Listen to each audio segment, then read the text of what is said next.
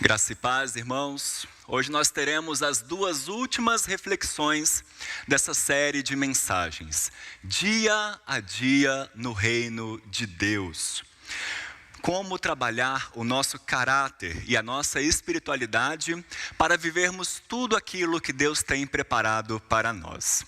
Nós já falamos aqui sobre vários aspectos do reino de Deus e aquilo que o Senhor quer trabalhar em nossa vida. Falamos sobre a importância de não julgarmos. Trabalhamos também sobre o cuidado com a nossa ansiedade e também sobre a importância de ressignificarmos o que é sucesso para nós. Hoje eu quero trazer mais alguns desafios para a nossa vida. Desafios que talvez sejam os mais difíceis e os que vão mais contra a cultura de nossa época. Em nosso dia a dia, nós convivemos com pessoas que se sentem fracas, vulneráveis, impotentes e expostas. E a maneira mais prática e mais rápida para o mundo lidar com a insegurança é ter poder, assumir o comando, é revidar. Então, se você se sente fraco, vá à academia, ganhe músculos. Se você se sente vulnerável, construa riquezas ao seu redor. Se você se sente tratado de maneira injusta pelos outros, não deixe por menos. Ataque-os, processe-os, reivindique seus direitos o máximo possível. A narrativa predominante é: se ferirem você, você deve revidar com mais intensidade, porque a melhor defesa é o ataque. Nós temos estudado com os nossos adolescentes a vida do profeta Jonas e o seu livro no Antigo Testamento. Um livro de apenas 4 capítulos, mas que caminha na direção de mostrar, tanto ao profeta quanto aos seus leitores, quanto a nós, que o povo de Deus deve ter uma atitude diferente com relação à maneira como lida com os seus inimigos, como trata com eles.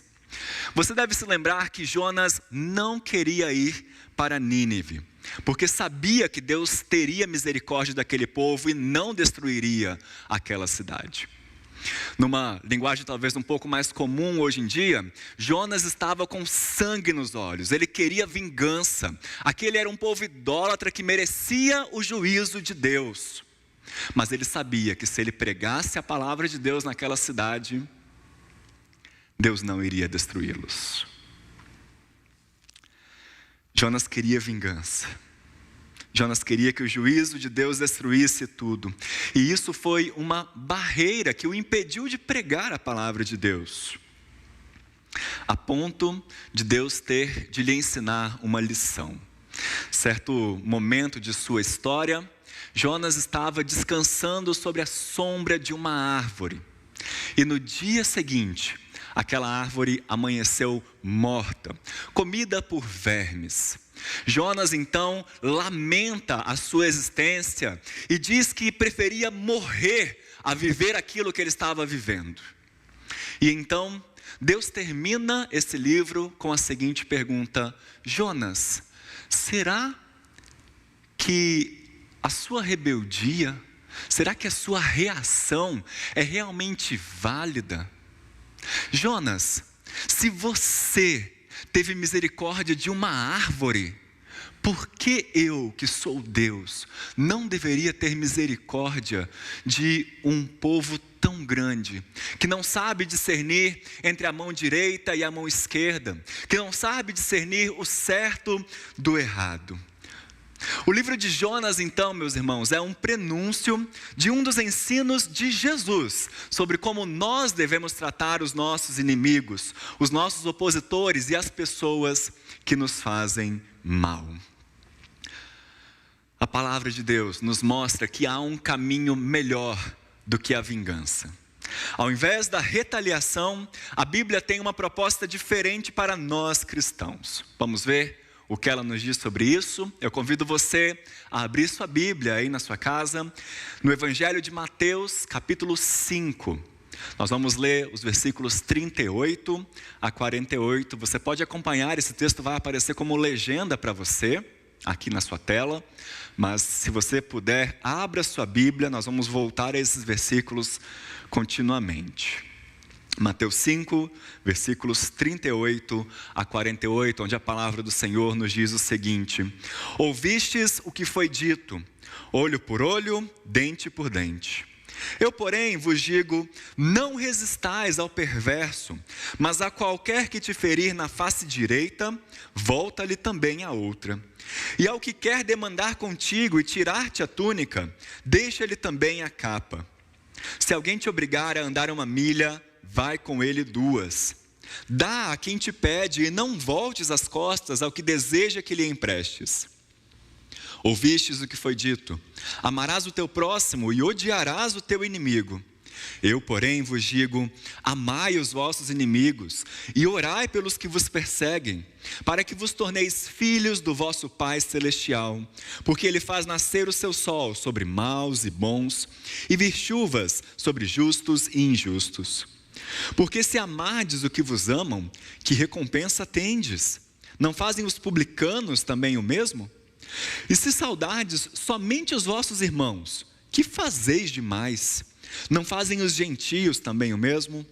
Portanto, sede vós perfeitos, como perfeito é o vosso Pai Celeste. Vamos orar mais uma vez? Senhor, com a Tua palavra aberta e lida diante de nós, pedimos que o Senhor sonde o nosso coração e nos transforme para vivermos dia a dia os princípios do Teu reino para a nossa vida e para a Tua redenção aqui na terra. Pedimos que o Senhor fale ao nosso coração nesta manhã e assim nos conforme de acordo com a Tua vontade. Nós oramos em nome de Jesus. Amém. Meus irmãos, como eu disse, essa talvez seja uma das sessões mais desafiadoras do Sermão do Monte. O que é que Jesus está fazendo aqui? Ele está apresentando aos seus discípulos a verdadeira amplitude da lei de Moisés no Antigo Testamento. Ele contrasta a maneira como as pessoas estavam interpretando a lei naquela época com a real intenção divina. Então, se você olhar um pouco antes, no versículo 21, Jesus vai começar dizendo: ouvistes o que foi dito aos antigos, não matarás, citando um dos 10 mandamentos. E como é que as pessoas no tempo de Jesus interpretavam isso? Ora, eu nunca esfaqueei ninguém, nunca atirei ninguém, então eu nunca matei. Desse mandamento eu estou livre, do castigo dele eu estou livre. Mas Jesus ensina então que, na verdade, há uma amplitude muito maior. Aquele que odeia o seu irmão, em seu interior, em seu pensamento, já está pecando, já está descumprindo o mandamento de não matar. E Jesus faz a mesma coisa com os mandamentos de não adulterar, não jurar. No texto que nós lemos, ele aborda o ensino comum sobre a justiça naqueles tempos, que é a conhecida lei do talião: olho por olho, dente por dente, vida por vida. E o que era essa lei, meus irmãos? Era uma lei que estabelecia uma reciprocidade sobre o dano que uma pessoa causou a outra. Uma lei criada para controlar os excessos que poderiam acontecer. Ela impedia a tendência natural das pessoas de causarem danos ainda maiores com a sua retaliação. Sem essa lei, o que poderia acontecer era mais ou menos o seguinte: Pastor Marcelo, olha, eu sei que você é muito bonzinho, mas se um dia você matar o meu cachorro, eu vou matar o seu cachorro, as suas galinhas e a sua vaca. E então você vai ver que você não pode mexer comigo. Esse era o tipo de retaliação que acontecia naquela época. E então, para isso, foi criada essa lei, a lei do talião, para se estabelecer justiça sobre o dano causado pelas pessoas. Um outro aspecto importante para lembrarmos sobre essa lei é que ela foi dada ao povo judeu como nação. Ela não deveria ser aplicada na execução de vinganças pessoais, mas em casos judiciais. No livro de Levítico, inclusive, há uma orientação para o povo de Deus que ninguém deve buscar a vingança pessoalmente, mas, como nós conhecemos, amar o próximo como a si mesmo. O problema é que na época de Jesus, esses dois aspectos estavam sendo deixados de lado. Primeiro, eles ficavam considerando até que ponto eles poderiam se vingar de uma pessoa sem infringir a lei. E segundo, a lei estava sendo levada para esse campo pessoal. E isso, ao invés de justiça, acabava gerando ainda mais rancor, ainda mais desejo de vingança, maldade, ódio.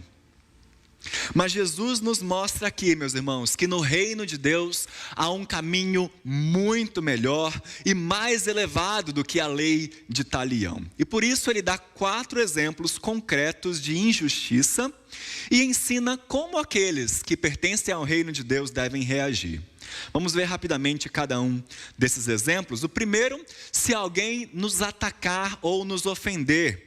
Aí no verso 38 e 39. Ouvistes o que foi dito? Olho por olho, dente por dente.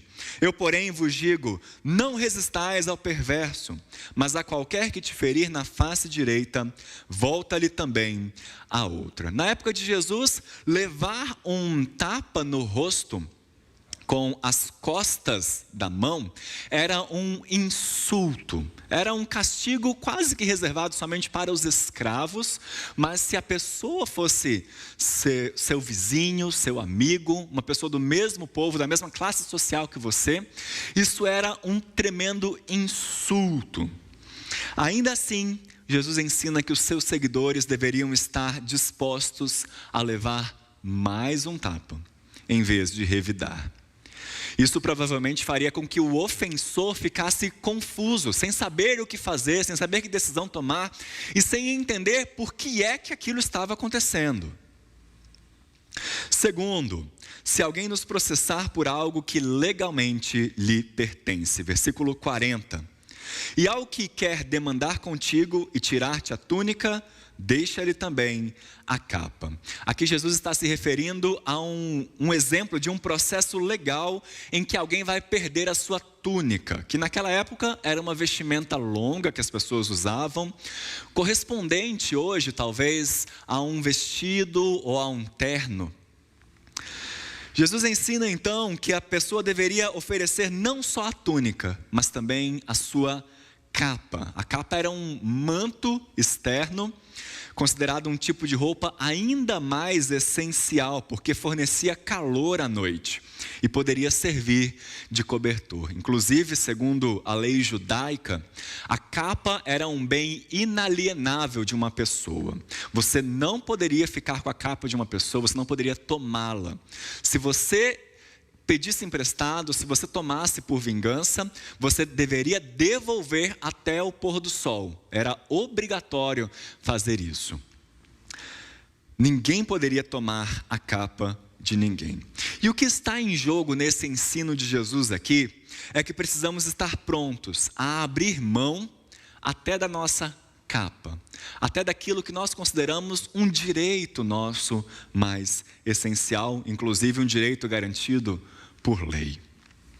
Terceiro, se alguém nos obrigar a fazer algo aborrecedor, versículo 41, se alguém te obrigar a andar 1 milha, vai com ele 2. Na época de Jesus, se um soldado romano pedisse para um judeu carregar a sua bagagem, o judeu era obrigado a ir. E para evitar os excessos, foi criada uma lei em que o judeu só poderia carregar a bagagem de um soldado romano durante 1 milha, percorrendo o espaço de 1 milha, o que dá mais ou menos 1,5 km nos dias de hoje. Nenhum judeu queria servir aos soldados romanos. Pelo contrário, esses soldados eram odiados.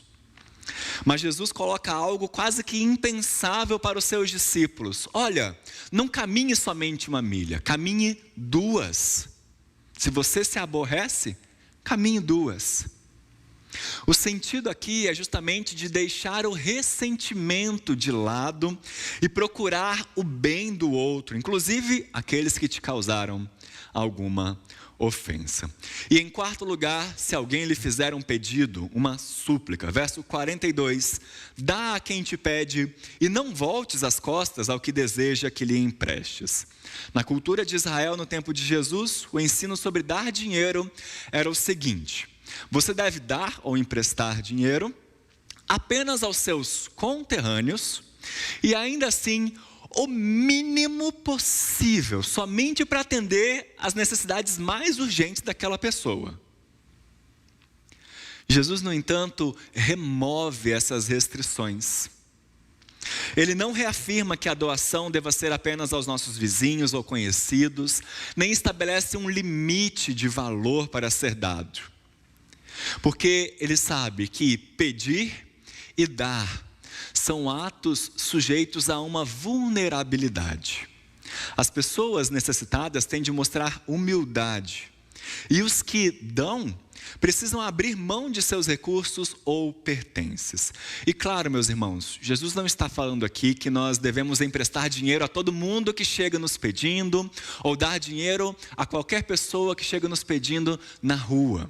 Nós sabemos que nem todos os pedintes na rua, por exemplo, vão realmente comprar comida, vão satisfazer as suas necessidades básicas ali. Mas essa não é a questão de Jesus aqui. O ensino de Jesus é que Deus não tolera uma atitude avarenta, mesquinha, mercenária. E é importante nós entendermos isso com os exemplos que Jesus nos cita. O cristão não é uma pessoa que tem somente uma atitude passiva. Se a intenção é mostrar que há uma maneira melhor de se estabelecer justiça, então Jesus não está falando simplesmente, olha, aceite e sofra a injustiça calado. Não. John Stott, quando comenta esse texto, vai nos lembrar que as ilustrações de Jesus tinham o propósito de proibir a vingança e não de encorajar a injustiça do outro ou a desonestidade ou o vício. Ele vai escrever o seguinte no seu comentário ao Sermão do Monte: Jesus não ensina a irresponsabilidade que encoraja o mal, mas a paciência que renuncia à vingança. Na verdade, então, meus irmãos, em todas as 4 situações, Jesus pede que os seus seguidores façam o impensável e aquilo que não é considerado natural. O mundo vai nos impor limites quanto a restrições quanto a bater na face, distâncias predeterminadas, especificações em doação, tudo isso procurando promover justiça, prevenir abusos, mas o reino de Deus tem um padrão mais alto do que a justiça desse mundo. E esses 4 exemplos citados por Jesus ilustram então o princípio do amor altruísta, o amor que se doa para o outro, de uma pessoa que, quando ferida, se recusa a se satisfazer com a vingança, mas busca o bem-estar da outra pessoa e da sociedade.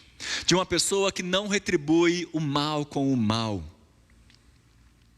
porque foi totalmente liberta dessa animosidade que reina, muitas vezes, dentro de nós. Em vez disso, nós, como discípulos de Jesus, e como nos adverte o apóstolo Paulo, devemos procurar sempre responder o mal com o bem, estando dispostos a oferecer a nós mesmos, se preciso for, nossas roupas, nossos serviços, nossos dons e até mesmo nossas posses. Todas essas questões naturalmente vão levando Jesus a falar sobre a questão do amor e do ódio. O sermão que Jesus continua Está aí no versículo 43. Ouvistes o que foi dito: amarás o teu próximo e odiarás o teu inimigo. Eu, porém, vos digo: amai os vossos inimigos e orai pelos que vos perseguem, para que vos torneis filhos do vosso Pai Celeste. Porque Ele faz nascer o seu sol sobre maus e bons, e vir chuvas sobre justos e injustos. Porque se amardes o que vos amam, que recompensa tendes? Não fazem os publicanos, os cobradores de imposto, também o mesmo? E se saudardes somente os vossos irmãos, que fazeis demais? Não fazem os gentios também o mesmo? Portanto, sede vós perfeitos, como perfeito é o vosso Pai Celeste. Amar o próximo era a proposição básica, era o padrão mínimo para um judeu. Mas se a pessoa não fosse próxima nem conterrânea, ninguém era obrigado a amá-la. Odiar os inimigos era então perfeitamente aceitável. O pastor José Roberto pregou sobre isso aqui em fevereiro, sobre a parábola do bom samaritano, onde Jesus questiona justamente essa lógica do que estava acontecendo naquela época e leva os seus leitores, os seus ouvintes a perguntar: de quem eu sou próximo? Justamente porque o conceito de próximo estava completamente adulterado na época de Jesus, como acontece hoje também. Mas Jesus pede muito mais aqui: não ame somente o seu próximo, ame os seus inimigos. E aqui precisamos lembrar que amar alguém não é necessariamente sentir algo positivo por essa pessoa, ter um sentimento favorável em relação a outra pessoa.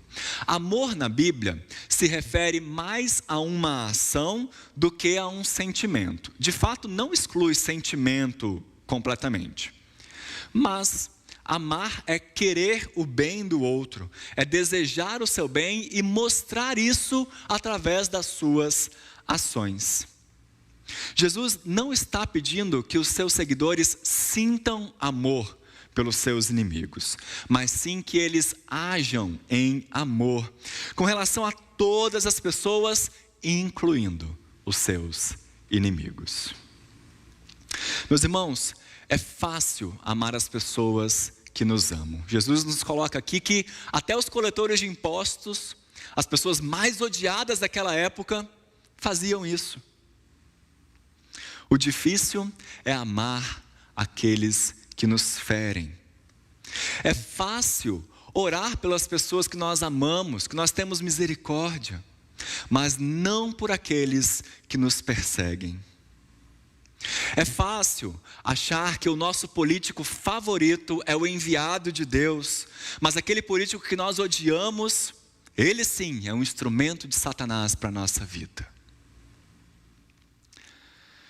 Jesus nos chama para ir totalmente contra a lógica desse mundo, a amar os nossos inimigos, a orar por eles. E quando agimos assim, Ele nos diz: nós estamos agindo como o nosso Pai Celestial, porque Deus ama os seus inimigos agindo pelo bem deles. Foi isso que nós lemos no início do culto, meus irmãos, em Romanos 5, onde Paulo nos diz que Deus demonstra o seu amor por nós enviando Cristo para morrer em nosso favor, quando ainda éramos pecadores, quando éramos inimigos de Deus, fomos reconciliados com Ele mediante a morte do seu Filho. Quando amamos os nossos inimigos, então, estamos agindo como o nosso Pai Celestial e como Cristo Jesus, o nosso Senhor, Salvador e o maior modelo que temos para nós. O apóstolo Pedro também nos escreve em sua primeira carta: porquanto para isto mesmo fostes chamados, pois que também Cristo sofreu em vosso lugar, deixando-vos exemplo para seguirdes os seus passos, o qual não cometeu pecado, nem dolo algum se achou em sua boca. Pois ele, quando ultrajado, não revidava com ultraje.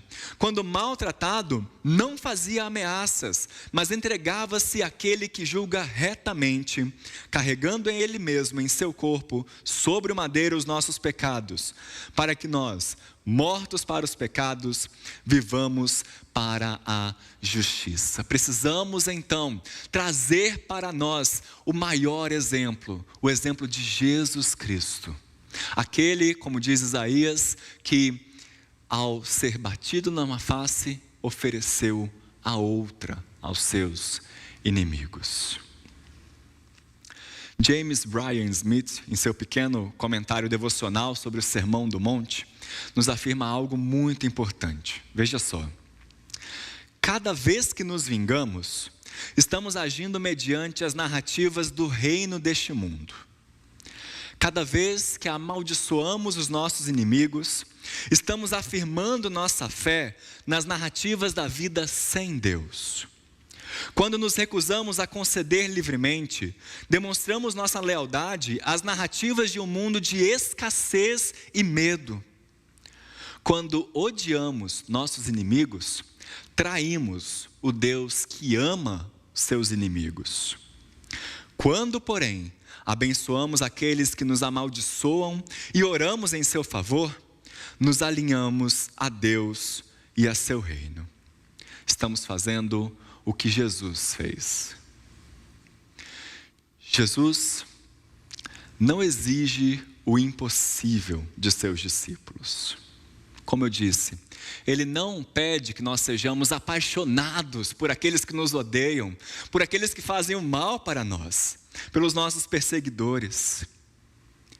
Mas Ele exige que, no mínimo, nós oremos por essas pessoas. Oremos pela salvação de nossos inimigos. Por meio da atitude de amar os seus inimigos e orar por eles, os seguidores de Cristo provarão a si mesmos e aos demais que são genuínos filhos do Pai Celestial. Aqui é muito importante a gente lembrar que quando Jesus afirma que devemos amar os nossos inimigos para que sejamos filhos do nosso Pai Celeste, Ele não está dando o meio pelo qual alguém alcança a salvação. Amar o inimigo não é uma condição para você ser filho de Deus, mas mas é um sinal e indica justamente que você é um filho de Deus. O amor é o que torna explícita a relação entre Deus Pai e os discípulos de Jesus. Nós imitamos o nosso Pai Celeste. E o nosso relacionamento familiar com o nosso Pai Celestial inclui a obrigação de agir como filhos ou filhas. O que significa amar como Deus ama. Imitar o exemplo de Jesus Cristo.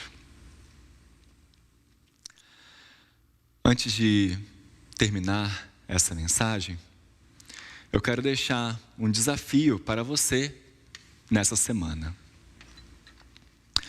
Muitos de nós não seremos esbofeteados, não seremos processados nessa semana, e eu espero que nenhum de nós seja amaldiçoado ou perseguido. Por isso, essas talvez seja uma parte do Sermão do Monte que a gente tenha vontade de passar batido. Ok, não é isso que vai acontecer comigo, então deixa para lá. Próximo. Qual é a próxima lição? Mas o ensino fundamental aqui, meus irmãos, é o de começarmos a ver por uma luz diferente aqueles que nos ameaçam.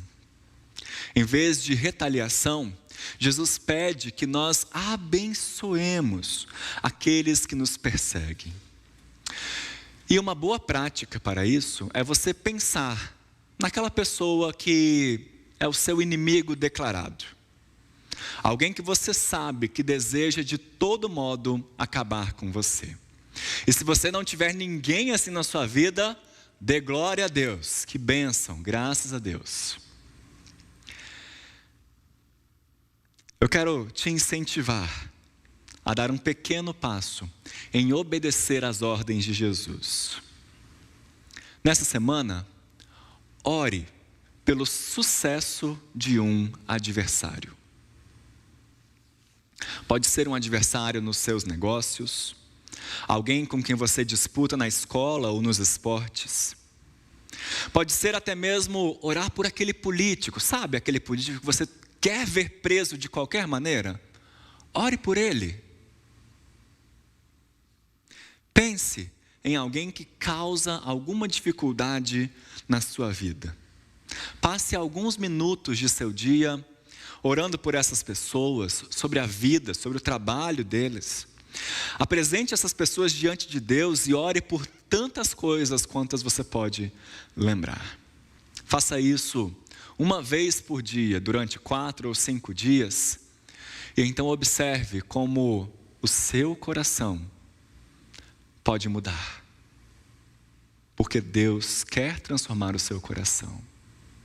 Deus quer te dar um novo coração de carne. Um coração disposto a perdoar. Nós não podemos negar, irmãos, que o que Jesus está exigindo é imenso. É algo que nós mesmos não somos capazes. Você pode achar que é impossível não se vingar. Impossível não sentir mágoa, rancor, inveja. Que é impossível perdoar ou amar os seus inimigos. Mas sabe qual é a boa notícia? É que nós temos não só o exemplo maravilhoso de Jesus Cristo. Nós temos também a promessa do Espírito Santo. Aquele que habita em nós e que nos capacita diariamente. Aquele que produz em nós amor, alegria, paz, longanimidade, benignidade, bondade, fidelidade, mansidão e domínio próprio, o fruto do Espírito. Nós também já lemos no início desse culto que esse Espírito Santo já nos foi dado, já nos foi derramado. E Ele derrama o amor de Deus em nosso coração continuamente. Todos nós já recebemos de Cristo a capacitação para amarmos os nossos inimigos. Então, você não precisa negar isso. Não minta para si mesmo. Você pode e você consegue amar os seus inimigos porque você tem o Espírito Santo. Basta agora se entregar a Jesus, pedir a Ele que trabalhe no seu coração. Nós podemos orar, pedindo que o Senhor os abençoe, mas que Ele também nos ajude nesse grande desafio. Como vamos cantar agora? Que Ele nos ajude e nos ensine a amar o nosso irmão, a olhar com os seus olhos e a perdoar com o seu perdão. Creia, isso é possível. Deus te abençoe.